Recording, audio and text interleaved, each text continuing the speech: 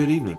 I'd like to welcome everyone to the Experiencer Podcast, the podcast that brings you upfront and personal with past and present enigmatic experiences from individuals who have witnessed or even interacted with the strange, the extraordinary, and the otherwise unknown existence of UFOs or aliens. If you've had an out-of-this-world experience you'd like to share, please reach out to me at theexperiencerpodcast@gmail.com. If you have photos or footage of UFOs, IAPs, or any other extraordinary phenomena and would like to share it, please forward it to theexperiencerpodcast@gmail.com.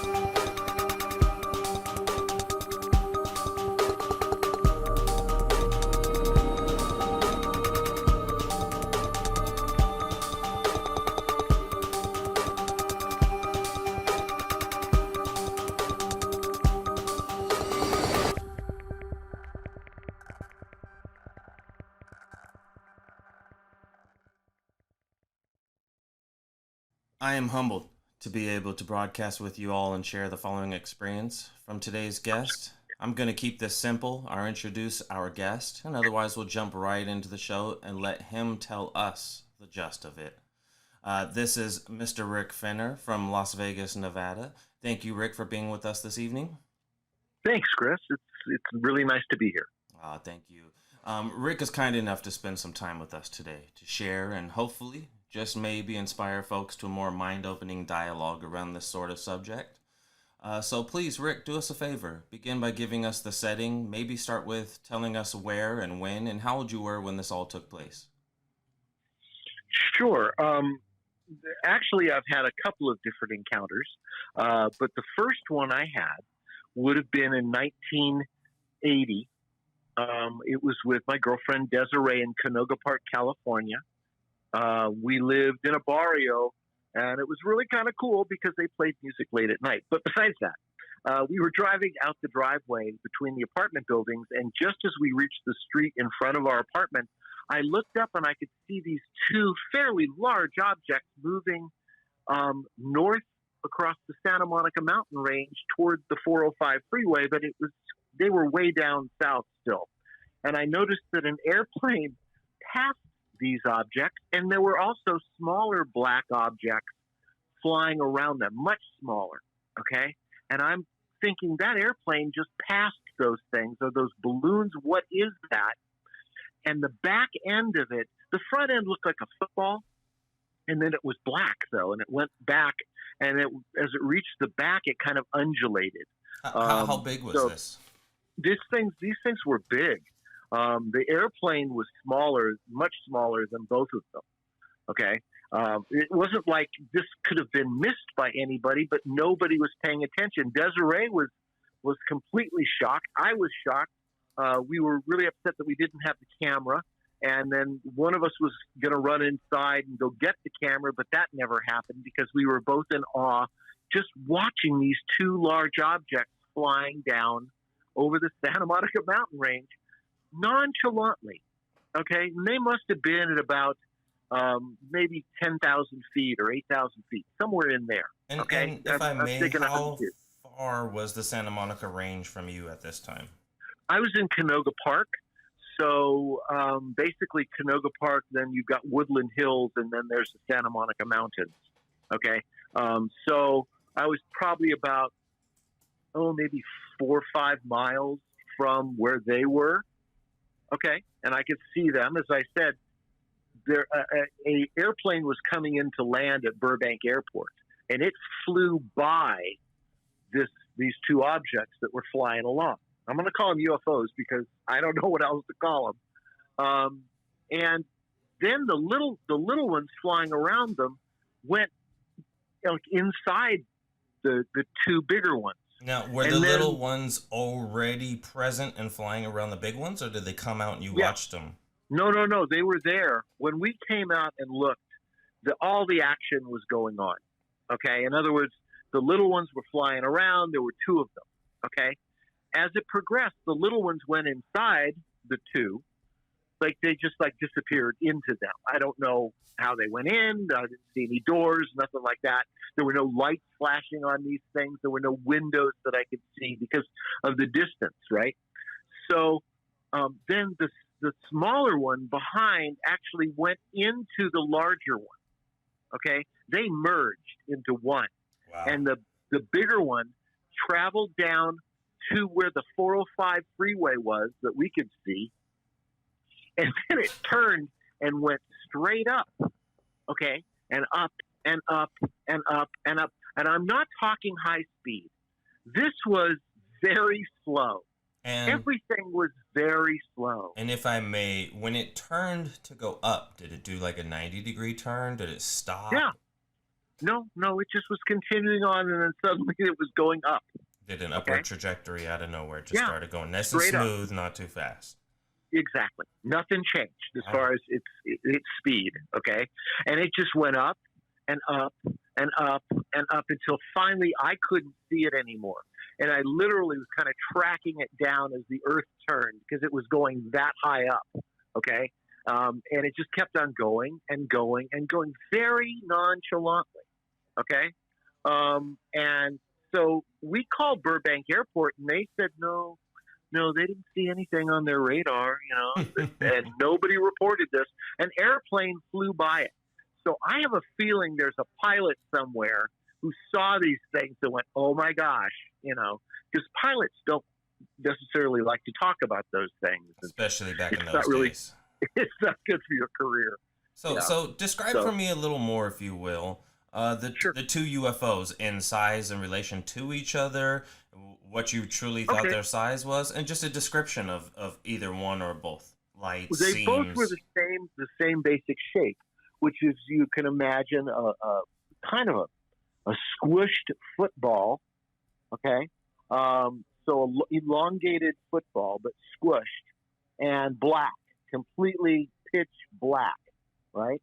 And at the very back end, it was like it was undulating, like there was some kind of energy or something that was there. So and not like a happened- fire propulsion, but like some kind of energy source or plasma Yeah. or something coming out Yeah, the back. it wasn't firing out the back end of it or anything. It was just the whole back end of it, like where the tip would have been on the football, suddenly was not there, and there was this like energy pulsing back there, waves of it's just like waves when you see radiation coming off the ground, and There you you see go. those waves. Okay. It was that type of thing. Okay. Yeah, and size-wise, again, bigger than a jetliner, a commercial jetliner. Thank you. I was going to ask what your approximate size was. Now, the first one would have been about, I'm going to go, because of the distance. See, it was a distance thing, too. I'm going to say the first one was about 3 times bigger than a commercial jetliner. Wow. Okay. So we're talking approximately 300 plus feet. Yeah, I'd say at least between, 250. Yeah. At that distance, yeah. This Wow. thing was big. Wow. It was not small. This thing was big. And then the smaller one was about, I'm going to say a little more than half in size. Okay. The smaller one was a little more than half the big one's size. It would seem like that couldn't quite fit inside the other, but they made it happen like a Russian doll regardless, huh? I have no idea. Right. I have no idea. I don't know the people flying it. Never met them. But you know what? That absolutely caught my attention, and Desiree's as well. Now, you I said... called her years later, and I asked her about that. I said, Des, do you remember this? And she had totally forgotten about it, okay? I mean, I jogged her memory, and then finally, she came to her again, and she was like, oh, my gosh, yeah, right, Yep. Yep. I've been there. So it was fascinating that people actually forget when they witness these types of events. Their Especially memories if you are, have no one to share it with. So you mentioned that you didn't see lights. There was no lights on either of those two?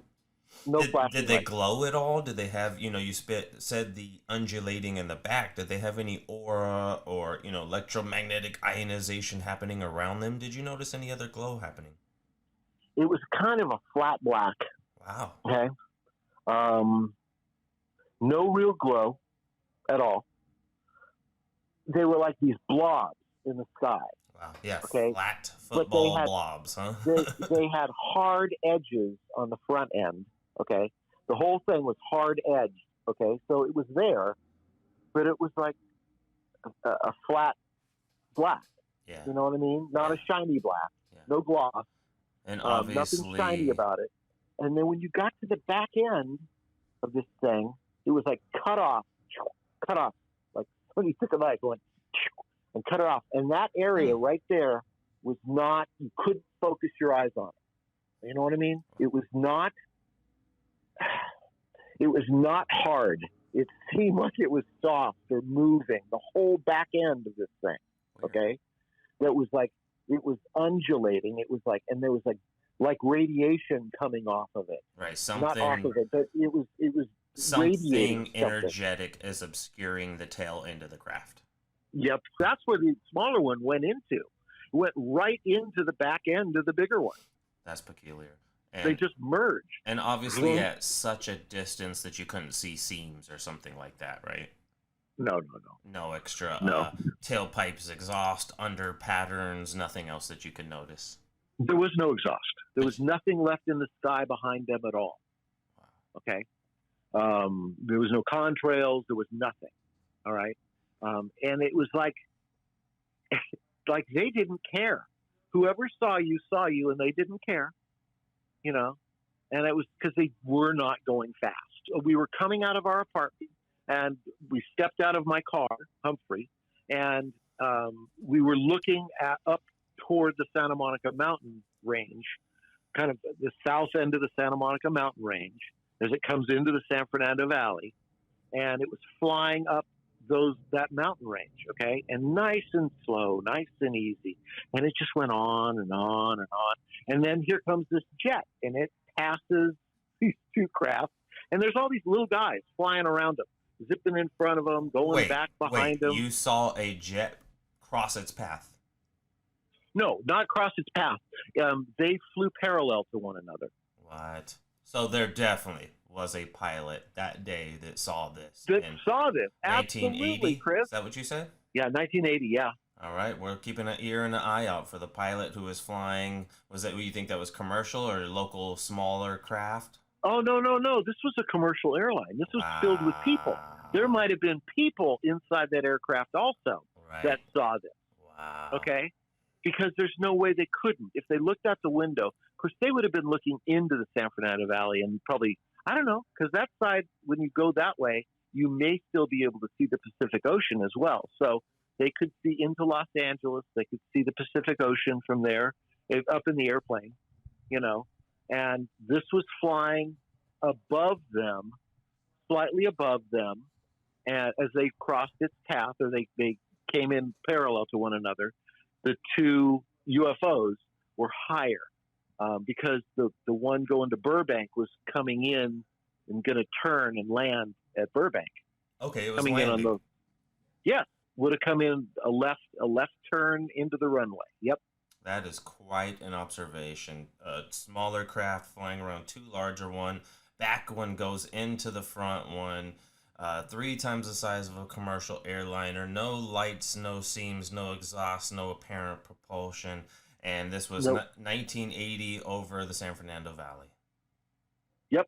That is really quite something of an observation right there. Yeah, that's when we lived in Canoga Park. And I told her, I mentioned about going to get the camera because we both worked at a camera store, you know. So it could have been the end of 1979. It's possible. But I think it was like the beginning of 1980. You would have grabbed a photo camera at this point, I take it. Oh, yeah. No, we had film back Technology then. at that time. Okay, thank you. Yeah. Thank you. All right, well, I think it was like a Pentax or something. That's a popular model. So is there anything else in hindsight about this incident that you recall, remember, or comes to you? What blows me away about it is that when I talked to Des, in her mind, she had completely lost this. This was a traumatic experience for me, and I kept it with me. You know what I mean? It's one of those things in my life I went, well, this is completely unusual. I think I'm going to remember this. Whereas Desiree didn't. and I've known other people who have had experiences and they don't remember. And that to me is very telling of something, That because something this big, to watch these two things fly down as long as we watch them, and then it turns and goes straight up. And I mean straight up and up and up and up. And I'm watching and watching. Time is going by. You know what I mean? This is not in an instant. This happened over a period of time. And for her to forget that, to me, was very unusual. But then I jogged her memory, and suddenly it all came back to her. yeah. Oh, yeah. Do you think it's perhaps I know you, Rick, and you're definitely more of a people person.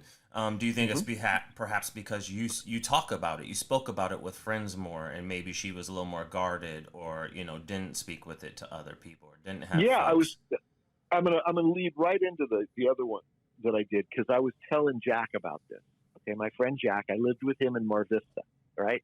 And I'm telling Jack this story that happened with Desiree and I, and how we've seen these two craft and they're flying along, and we flew down the Santa Monica mountain range, and it turns and it goes straight up. And Jack looks at me and goes, "No, man, they don't exist. UFOs, there's no such thing. You hallucinated this. It's never happened." No. I'm going, Jack, come on, man. I actually saw this with my own eyes. I know what I saw, and you're not taking that away from me. And he and I took this argument outside our apartment. Okay, now right outside our front door was the driveway into the apartment where you could park in the back. So we were walking out our front door and into the driveway. And as we do, we go out and look straight up, and directly above us, I'm going to say about 1,000 to 2,000 feet up there, is a round orange disc that is hovering directly above us and not holding still. It's actually kind of rocking back and forth and moving up there, okay? And suddenly it zips from where we are in Mar Vista, right across from, back then it would have been Lorimar Studios. Now it's Sony Picture Studios. Back in the day, it was MGM, where they did The Wizard of Oz. So it shoots over the Pacific Ocean, zip, okay? And then it shoots south along the coastline, zip, and then it comes right back directly above us, zip. Whoa. And I looked at Jack, and I said, "So you don't believe in UFOs, do you?" And Jack was shaking, okay? He was visibly shaking, and I'm looking up at this thing, okay? And it stayed there for a very short while later and just went, and it was gone. And I mean gone, instantly gone. I could see which direction it took off in, but it didn't. There was no streak, really. It was just a direction, and gone. No. Jack was so shaken by this. We went back inside, and he goes, "We're not talking about this. We're never, ever talking about this." I said, "Jack, you know what you just saw." And he really was so upset he didn't talk to me for the rest of that night. Okay? That was my second encounter with a UFO. And Okay. fortunately, it was with somebody who didn't believe in them. Okay, so slow down a moment, and tell me. So, one, you spoke of it being about 1,000, 2,000 feet just above you. As you finished speaking with your friend, you came outside and you see this thing above you. And then you Right. describe, besides the orange disc, you describe it going towards the ocean, then zip south, then back towards you guys again, almost as In if it's in a perfect triangle. almost. Chris, this was like perfect. Phew. Okay, Rick, it sounds like it's almost as if this thing knew you were conversating about it, because it zipped away, then zipped back into your sight again, right? Yeah, kind of did. Did you have that feeling at all? Especially, I mean, it left, and then all of a sudden it's back again. I had, you know what I had actually, which is hilarious. I had a very wonderful feeling of satisfaction that I'm not crazy, first of all, and that I actually saw this thing and it really upset Jack. Okay. I loved that it really upset Jack, because people who cannot believe or conceive of the idea that there might be life out there in the universe, he's one of those folks. Okay. And it's like I try and explain, look, statistically, the odds are that there must be life out there. Right. What they've found is that there is life out there, and they keep finding more and more life out there. And I've heard that there are multitudes of different species from different places that either visit us or are here right now. Right. And I have no problem with that. Right. It's So likely. I'm at least open to it. You know, Jack, no. No, this was completely throwing off his world. Well, let's Jack's leave world, that poor guy alone. He had his whole reality turned upside down in that moment. But you got the payoff of talking about it, him denying it, stepping outside, and it's in both your faces. If I may, is there anything else, orange and disc-like? Is there anything else you could describe about that color or its shape or its size? well, it was. It looked like it was reflecting the lights of Los Angeles. Okay, in other words, it was not a solid orange. It was dark, like darker spots on it, and then orange, and then lighter orange. It was reflective. Okay, so I could actually see light coming from it, but it was being reflected down, and I think it was the lights coming up from the city that we could see it. So And it was, since it was directly above us, and I mean directly above us, Chris. It was right, my head, 90 degrees straight up. So a little more about that. I get that you're saying that you see some of the what would have been tungsten street lamps kind of reflecting off of its underside. Is that what you're saying? In the city light is reflecting. Now, how about its own either light sources or was any of the orange like glowing around it as if it was again creating some kind of electromagnetic aura or ionization? Nope. So it was Nope. literally every light emanating off of it was some kind of reflection, or almost as if we see in today's movies where they're cloaked and they just reflect either the stars above or the city lights below, that kind of thing? It looked like when it moved off to the distance, looked almost like it was a star, a planet, okay? Because it went out over the ocean. So it moved very quickly, but it was still reflecting, and it was harder to see, but we could still see it, right? And then we saw it shoot down the coast, okay? And then it came right back up above us. So it was these three motions, boom, boom, boom, and it was back again. Did it change color at all during any of those movements? Nope. Didn't change size or color or anything. It just did this gigantic triangle, and then I stuck it in Jack's face. Fair enough. That's quite an awesome experience. And what year was that? Oh, gosh. Like 2 years later, 82? It may have been. Yeah, maybe. No, it would have been farther, like 83. Okay. 83, somewhere in there. Because I was working with Wayne at Santa Monica Video Systems at the time. And Wayne was living there, and Jack and me, and we shared that apartment. Wow. Since then, have you had any other UFO experiences of the same kind or different? I think there's been times I've seen lights, but unless I actually see something, I don't know. I thought when I was driving once here in Las Vegas that I saw this blue light streak across the sky at tremendously high speeds. And I mentioned it to my ex-wife at the time. It kind of freaked me out. That was over, where was I? I think I was near Las Vegas, not Las Vegas Boulevard, but Vegas near Boulder Station, but farther to the east, toward the mountain more. This blue light was moving, and I mean moving.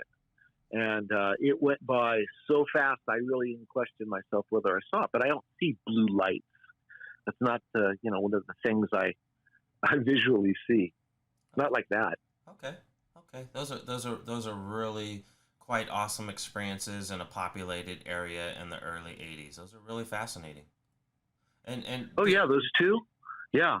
Those two are pretty good. So tell me, let's pause, switch lanes a little bit. Have you ever had prior, let's say, paranormal experiences? A little different than the UFO, more in the paranormal realm. Have you ever had any of those? It's interesting you asked that. My grandmother was a theologian, and she was known as a mystic. My mother informed me that we were psychic when I was young. I had experiences with my mom that I really couldn't explain. I remember as a young man, I was a teenager, sitting in our living room, and suddenly this guy dressed in red English, like he would stand outside the palace, With the the hat and red everything. soldier. Yeah, yeah, and he had a spear, and it went through our ceiling. It went right through the ceiling. He was like not corporeal, and I'm What? staring at him, and I'm looking at him, and that's like I can see him, and I can see his clothing, and I can see the look on his face, and I can see him, but I can also see through him. And I looked at my mother, and my mother went, "Don't bother him, honey. He's not doing anything to anyone." It's like, oh my gosh, you see him too? And I didn't say another word. But days later, I did ask my mom about it, and she said, "Yes, honey." She goes, "There's spirits all around us all the time." So again, nonchalantly, like, that's the way it's supposed to be. You know, my sister told me about stories about people sitting in the car with her.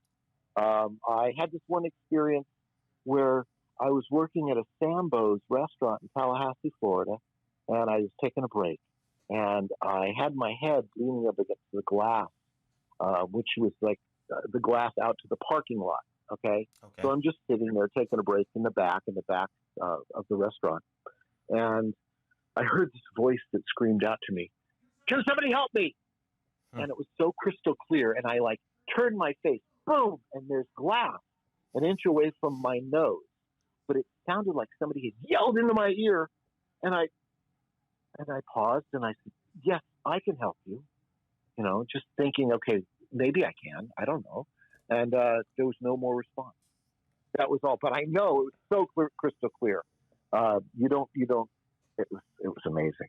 It was amazing. Yeah, I've had one like that too, where you can hear a voice out of a window or window seal, but of course it's completely disincarnate. Those are really quite peculiar. If you will, just take me back for a second. The red outfit British soldier that was in your living room, is this correct? Oh yeah. Oh So yeah. I just have to, a British soldier in all red, and I assume In you're Woodland speaking Hills, of California. in California is a British soldier. Wow, this guy can travel. He gets around. You know, my mother would explain things like that to me, that we are not, we are open. We are open to spirits coming through as long as they just visit. Mm-hmm. So they can come through and they can visit. And I know that we've had spirits. I sense spirits sometimes. And I still to this day see, like, I'll see motion or movement somewhere. And I just kind of smile and go, "I know you're there. You know, Mm-hmm. I know they're here." Yeah. You have to realize there are many more souls that have come through than are alive right now. Okay? That's Many of them want to come back and visit because of whatever experiences they have. Mm-hmm. So some of them are stuck and they can't seem to move on. It's this place makes for a wonderful vacation for a ghost. You think so, huh? I do. California in the 80s, for sure. Oh, absolutely. Absolutely. But there's spirits everywhere. I mean, everywhere. Las Vegas has got to be chock full of them. So, any other paranormal experiences before we move on? Probably. It's just I can't think of any right now. No worries. Let's see. It's been wonderful talking to you about all this stuff. Well, I appreciate you as well. Just looking back at everything that happened, whether it's UFO or paranormal, whether it's personal or shared, have these occurrences left you feeling or, thinking anything specific about them? Do you interpret things any differently in hindsight? I may. I believe in a spirit world. I believe that there is magic in the universe. I believe in Ouija boards, and I don't mess with them at all. I had an instance as a child where my mother and her friend were doing a Ouija board, and the Ouija thing, that thing that flies across the board, shot across the room, hit a bookshelf that was about 8 feet off the floor. You're talking about that little triangular magnifying glass. Yeah, it went up in trajectory. That thing is paper light, okay? It doesn't have the force to do any of this. And we sat there in awe and shock. And my mother said that at that point she would never do a Ouija board again. And She didn't after really that like them. point, ghosts came to visit from Britain with regular occurrences. No, see, we got to remember my grandmother, her mother, my mother's mother, Hmm. was a mystic. She And was a what was her name? theologian. Um, If you Gosh, don't mind, you you put don't me have on the to. spot.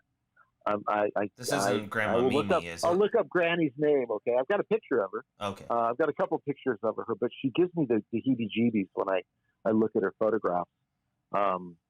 Like she's looking at me from the dead, and it kind of does give me the heebie-jeebies. I'll show you her picture sometime, Chris. We'll see if you notice this too. Okay. Yeah, but yeah, I have her graduation papers from the University of Theology or whatever it is she went to, and she's an interesting character, my grandmother. But she was famous for being a reader. She did reading. You know what I mean? Very cool. My sister does reading. She does tarot reading, There you go. numerology Okay. reading. Okay. Did your grandma do the same kind, the tarot cards? I Or don't palm reading? I Or don't just a know. whole nother? Or if it was tea leaves with her. I don't know what she did. Throwing Honestly, bones. but because my mom didn't really want to talk about this. Interesting. I was told I had these certain abilities, that I will be very intuitive and I'm going to be very caring for people, and I'm going to, all these things. But we weren't told, as we were only told what she thought we should know. Okay, my sister took it a lot farther than I did, and Stephanie is a very unique lady, brilliant and a lovely person, and I love my big sister Do a you lot. think possibly your mother didn't speak further on your grandmother? Do you think she dabbled in some more serious things, or do you think she got any darker into the occult or any further than the average individual, and that's why she possibly didn't tell anymore? Or you simply don't know, and she just I simply don't know. I'm not willing to speculate on that. Copy that. Understandable. I just don't. I don't. Granny was. I didn't know her. I was a little baby when she died, and but she was the one who I was crying in my crib, and she was the one. You have to realize this woman is Jewish. Her whole family is Jewish. Okay, Mm-hmm. she is a theologian, so she believes in more along the lines of a Kabbalist. Okay, but take that a couple steps farther. Mm-hmm. Mysticism, Into a pure mystic, stones, candles, crystals, even onto runes, things like that. That's all right? very cool. I'm crying in my crib. This is what I was told. This woman brings a picture of Jesus knocking on a door, and she hangs it above my crib, and I stopped crying instantly.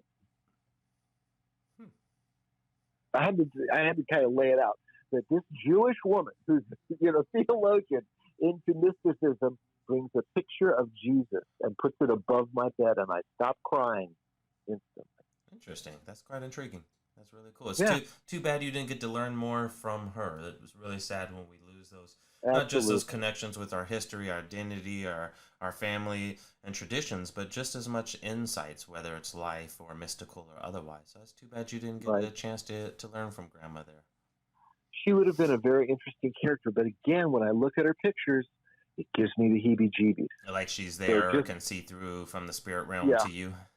Yeah. That's really cool. That's really cool. Well, I guess that, that pretty much brings me into my next question, which is, has anyone in your family had similar experiences? And it sounds like you've had everyone a family in my full. family. My children do. They tell me, Dad, Sarah tells me stories all the time. And then all of my children do. They all do. Wow. I just go, you got to roll with the flow. I know you're going to hear spirits. You're going to see spirits. Just go with it. Okay, don't let this scare you. Don't let this slow you down. If they need help, find out what kind of help they need and offer that type of help. Let them know to go to the light. Those types of things. Very cool. I like that. But all of my kids have expressed to me that they have certain abilities. They're not sure how they work or what to do about them. Right. And it's just a natural thing. It's like breathing. Okay. There are people who are blessed with this type of thing. And I want to say blessed because it's not really a curse. It's different. It's something you just have to deal with. Indeed. And sometimes it catches you off guard. Right. Sometimes it spooks you. Yeah, it's not like, they always sneak up on you because they're pretty much not there most of the time anyway. It's Indeed. not like a person, you know. Right, they don't announce their arrival with a big physical body that comes in the room. You kind of just see them out your peripheral out of nowhere, huh? That's right. Or you get a sense, or you hear something even in your head that's not, you go, wait a minute, and then you may get tapping, you may have things happen. Right, And you realize if they notice that it. you notice them, huh? And it's now they have all these boxes that, that you can talk to ghosts if you buy their box and stuff. And people are getting results from this type Oh, of you stuff. talk about the gadgets, so whether it's an electromagnetic or a white noise or a tape recorder or the ghost Absolutely. box. Yeah, those are really Yeah, something cool. that's right. The ghost store is one of my favorite places to look at. The ghost store? I haven't seen Yeah, this. it's called the Ghost Store. Go on the internet and look at the Ghost Store. Okay. You can get everything there, and the stuff works. I even bought a watch for my daughter so she could go into homes and record EVPs.